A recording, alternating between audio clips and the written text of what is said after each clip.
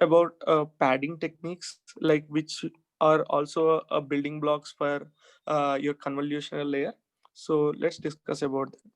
So what we do is, in case if you want to change the dimension of your image, or maybe of your data, okay, so what we can do is add a padding to it, right? So in case if you have something like this, and you want to, this is of shape like 3, right? So it is like just one row, 3 columns. So if you want to increase from the 3 from size of 3 to something like 9, okay, so what you can do is fill it with zeros in between, 0 0 to 0 0, maybe 3 0 0. So in this case we are able to make it like 9, right? So to increase the dimension, we can use zero padding. So we are not randomly inserting any numbers here. We are just adding few zeros to this, and actually we are increasing the dimension. Actually, why we increase this dimension is, like, in case if it is needed for a simpler architecture and design, we do this increase of dimension. Okay, so we'll see anyway this like going forward when we need like increase of dimension, when we need zero padding. So actually this is zero padding. Okay, so because we are adding zeros to it, so it is like zero padding. So this is how, like, we can increase the dimension to it. So if you see, like, if you could remember our like output size from your convolution layer. So in case if you have w equal to, previously we used to have something like this, right? So f plus 2p by s. So this p actually means padding here. Okay, so in case if you do padding, so your values will increase, right? So your dimension will increase. So it is, we are adding it. Okay, so this is why, like, you can configure how much the padding should be, and depending on that, automatically your size will be defined. So let's see, like, what kind of padding is used in, like, different convolutions. Okay, so actually what happens is, so there is something like this.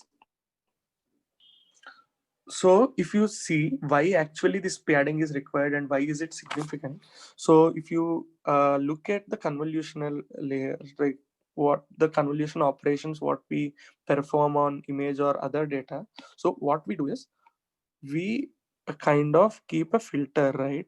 So this filter will move across like this, and like this. So but if you see the corners, right, so these corners, you, it will be only passed once. If you take this, a filter only will be passed once. And here, if you see the last layer, this filter only comes once. So this is not given like more priority in terms, right? So if you have this one, this comes only for this window. If this window moves, this part is ignored completely, right? So similarly for this as well. So this will come only in the last filter. Similarly for this as well and this as well. So corners get ignored, like in case of like a convolution, right? So if you don't use this, and because this borders gets like not ignored completely, but it's not given a importance like as the middle pixels, less importance, right? So what will happen is, there is a chance that borders of your image, that data, so borders of your data gets washed away. So what we can do to avoid this is, so what if we have these zeros on top? Like, let's say you have this image here, right?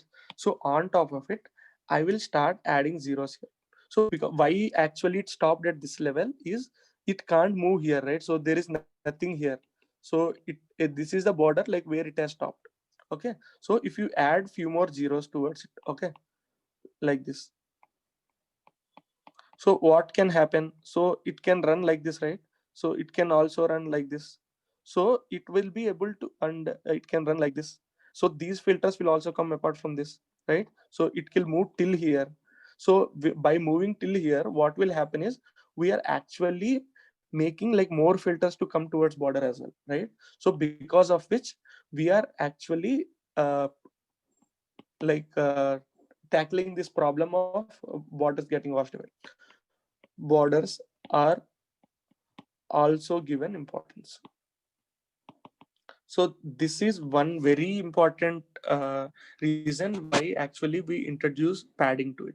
So what we do is, so in case convolutional with no padding implies there is a problem of borders getting washed away.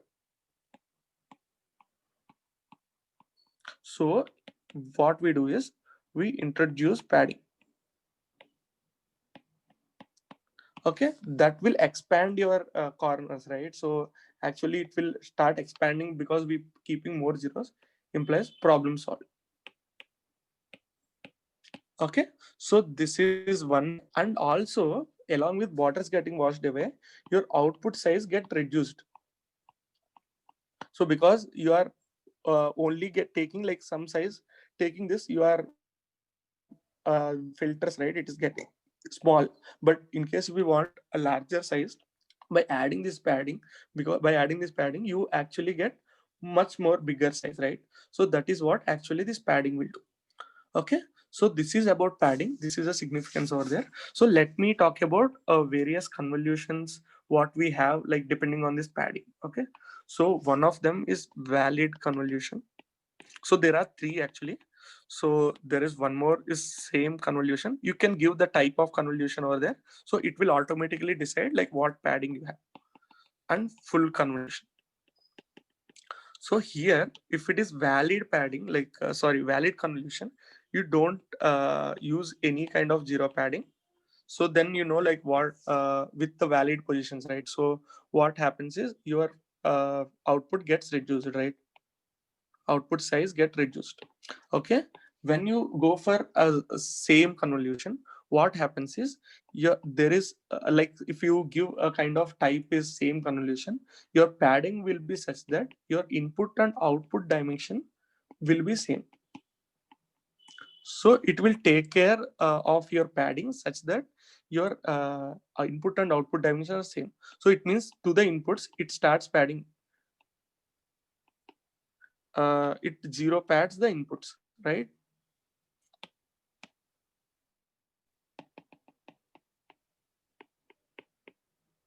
To the inputs. Okay, so this way actually what will be done is, so in this case if you give it like this, so if you want to maintain your input and output to be of same dimension, you don't skip any of this, like so your stride will be 1 and your padding will be filter by 2. If you use this, then we call it like half convolution. We can also call it as half convolution, because we are taking this padding size to be like why? Because in case if you take this way, what will happen? Your W is W minus F plus 2P by S, right? So here W is W minus filter plus here you are doing like F by 2. So where minus F1 by 1, right? So you will be getting W. So output and input dimensions are same. So that is how actually you will achieve this by using stride 1 and zero padding is filter by 2. So that is what will automatically happen if you put this convolution type as same. Okay, so and there is one more which is full convolution, where what will happen is, so it will give maximum possible padding, okay, to each of the layers. So input features, so for each at least like every variable will be involved, like such that in like input value gets involved in all convolution, like that it tries to do a padding maximum possible, like how much is possible with a size of like f minus 1.